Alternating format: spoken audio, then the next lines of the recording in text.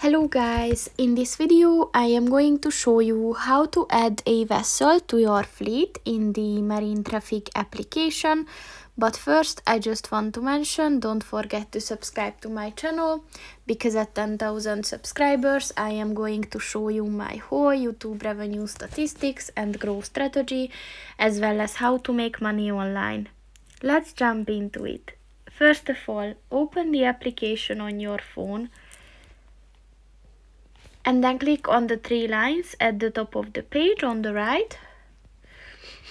And then if you scroll down at the tools section, click on the settings button.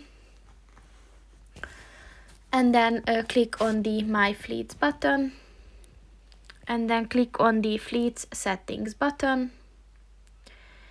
And as you can see, here are all the fleets listed that you have. So just click on the three dots next to the fleet that you want to add a vessel, and then just click on the add vessel button and then start typing the type of vessel that you want to add, and then just click on the vessel and it is added. And as you can see, you will find the active vessels there.